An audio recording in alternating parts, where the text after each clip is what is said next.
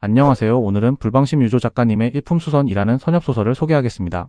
1562화 완결난 소설이고 저는 완결까지 모두 읽었습니다.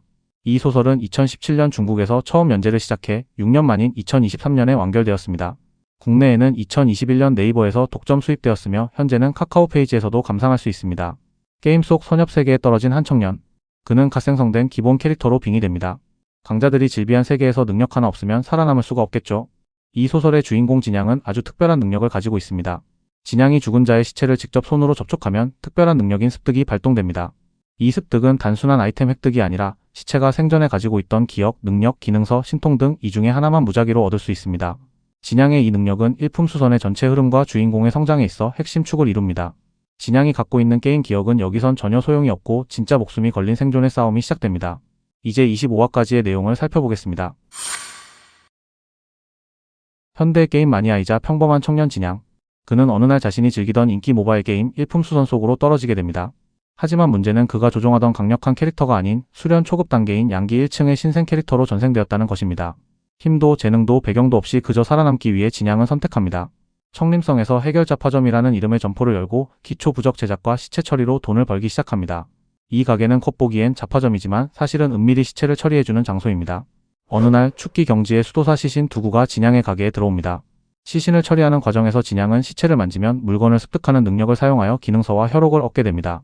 특히 기능서는 부전초해라는 귀중한 부전 제작 기술이 담긴 책이었고 혈옥은 귀한 옥함으로 상서로운 기운을 품고 있는 고가치 물품이었습니다. 부전초해를 통해 본격적으로 진정한 법부를 제작하기 시작한 진양은 중품, 심지어 상품 부전까지 성공시키며 전투력을 강화합니다. 하지만 시신들의 정체가 심상치 않음을 감지하고 더욱 조심스레 이들을 처리하기로 합니다. 진양은 축기 수도사 시신 두구를 은밀히 묻기 위해 음계기묘로 향합니다. 그곳은 귀신과 음기가 가득한 위험한 금기 장소로 일반인은 근처에도 가지 않으려 하는 곳이었죠. 그런데 묻는 중 예상치 못한 타이밍에 귀신들의 결혼 행렬, 즉 신랑 맞이 귀신 행렬과 맞닥뜨리게 되고 정신을 잃습니다. 진양은 눈을 떠보니 귀신들이 주최한 결혼식의 신랑으로 끌려온 상태였습니다. 신혼방에는 살아있는 듯한 미모의 귀신 덕용이 있었고 그녀는 그를 기다려온 낭군이라 말합니다. 위기감을 느낀 진양은 영향을 이용해 그녀를 취하게 만들고 탈출을 시도합니다.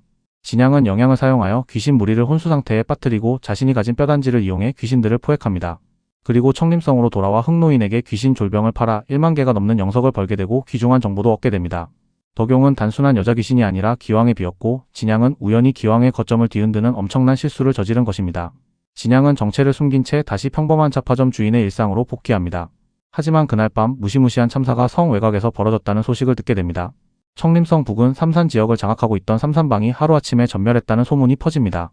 전투의 배후에는 거대 상해 만영상호가 있었으며 삼산방이 그들의 물건을 훔친 대가로 몰살당한 것이었습니다. 진양은 어제 처리한 2명의 시체들이 전멸당한 삼산방이라고 생각하며 자신이 그 사건과 관련된 시체를 처리했음을 깨닫고 긴장합니다. 다음날 만영상호의 시체 수습 일꾼 모집이 실시되고 진양은 강제로 시체 수습에 동원됩니다. 삼산방 내부는 참혹한 시체들로 가득했고 진양은 습득 능력을 사용하여 시체에서 정체불명의 지도 조각을 얻습니다. 이어 삼산방 방주 시체에서 지도의 일부분이 문신으로 새겨져 있었다는 사실이 드러나며 만영상호 측은 시체에 숨겨진 비밀 지도 회수에 혈안이 됩니다.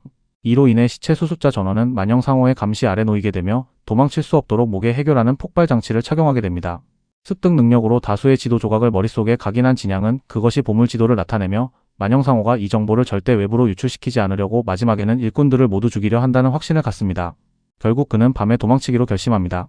진양은 자물쇠 해제 기능서를 이용해 목에 달린 폭발장치 해교를 풀고 자신과 닮은 시체를 이용한 대역작전으로 도주를 실행합니다.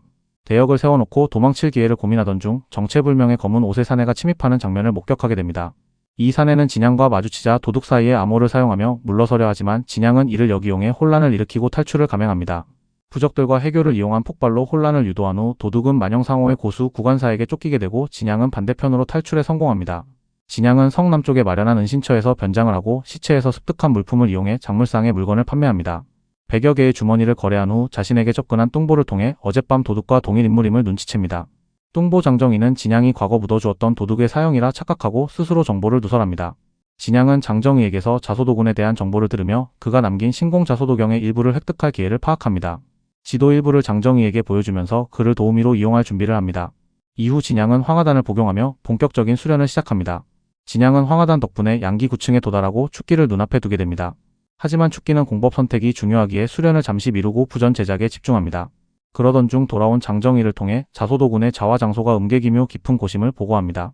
이 과정에서 다락기왕의 여식 덕비가 관련되어 있으며 장정희는 기왕의 딸을 버린 자가 있다는 사실까지 알립니다. 진양은 덕비와 관련된 자가 바로 자신임을 깨닫고 위기를 느끼지만 역형술로 변장을 하고 음계기묘로 향합니다.